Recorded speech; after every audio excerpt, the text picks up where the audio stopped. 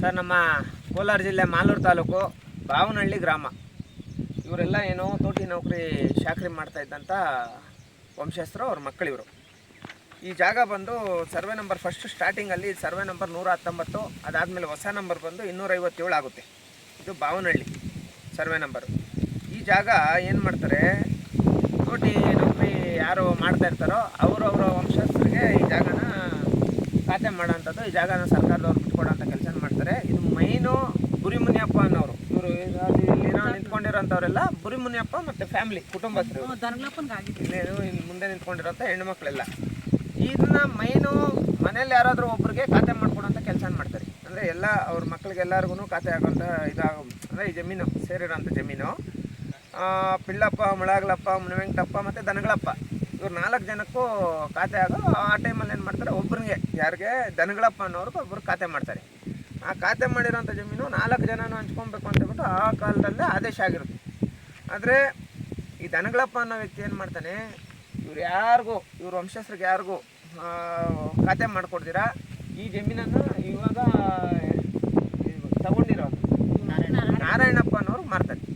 ಈ ನಾರಾಯಣಪ್ಪ ಏನು ಮಾಡ್ತಾನೆ, KADBಗೆ ಅಕ್ವೈರ್ ಆಗುತ್ತೆ ಈ ಜಮೀನು, ಹಿಂದೆ ಇರೋಂಥ ಜಮೀನು.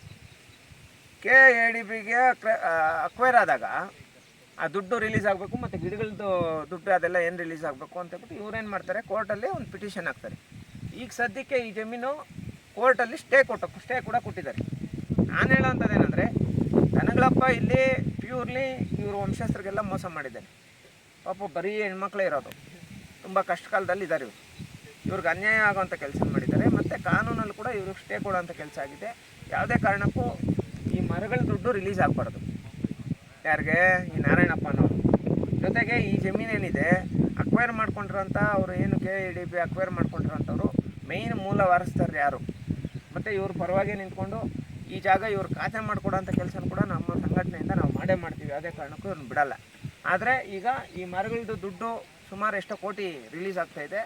ಅದನ್ನು ಮೂಲ ಇವರೇನು ವಂಶಸ್ಥರಿದ್ದಾರೆ, ಬಡವರು ಯಾರಿದ್ದಾರೆ, ಯಾರು ಕೋರ್ಟಿಂದ ಸ್ಟೇ ಸಿಕ್ಕಿದೆ ಅವ್ರಿಗೆ ತಲುಪಿಸೋಂಥ ಕೆಲಸನ ಅಧಿಕಾರಿಗಳು ಮಾಡಬೇಕು ಅಂತ ಹೇಳ್ಬಿಟ್ಟು ಈ ಮೂಲಕ ಮನವಿ ಮಾಡ್ತಾಯಿದ್ದೀನಿ. ನಾನೇ ಹತ್ರ ಇದ್ಕೊಂಡು ಈ ಜಮೀನನ್ನು ಇವ್ರಿಗೆ ಬಿಡಿಸುವಂಥ ಕೆಲಸನ ನಮ್ಮ ಜಿಲ್ಲಾಧ್ಯಕ್ಷ ಕಾಂತರಾಜು ಮತ್ತು ನಮ್ಮ ಚಿನ್ನಾಪುರ ಅನಿಲ್ ಅವರು ನಮ್ಮ ನೇತೃತ್ವದಲ್ಲಿ ನಾವು ದೊಡ್ಡ ಹೋರಾಟನೇ ಮಾಡ್ತೀವಿ ಅಂತ ಹೇಳ್ಬಿಟ್ಟು ಈ ಮೂಲಕ ಮನವಿ ಮಾಡ್ತಾಯಿದ್ದೀನಿ. ಈ ದನಗಳಪ್ಪ ಅನ್ನೋರ ಮೇಲೆ ಕ್ರಿಮಿನಲ್ ಪ್ರಕರಣ ದಾಖಲಾಗಬೇಕು. ಯಾಕಂದರೆ ಪಾರ್ಟಿಷನ್ನೇ ಮಾಡ್ದಿರ ಇವ್ರಿಗೆ ಬರೋವಂಥ ಬೇಕಾದಷ್ಟು ಜಮೀನನ್ನು ಪಾಪ ಅನ್ಯಾಯವಾಗಿ ಒಂದೇ ಒಂದು ಗುಂಟೆ ಕೂಡ ಕೊಡ್ತೀರ ಪಾಪ ಅನ್ಯಾಯ ಮೋಸ ಮಾಡಿರೋಂಥದ್ದು. ಇದಕ್ಕೆ ಸಂಬಂಧಪಟ್ಟಂಗೆ ಹಂತವಾಗಿ ನಮ್ಮ ಅಂಬೇಡ್ಕರ್ ಸೇವಾ ಸಮಿತಿಯಿಂದ ನಾವು ಹೋರಾಟ ಮಾಡ್ತೀವಿ sir. Thank you so much. Jai Bhim.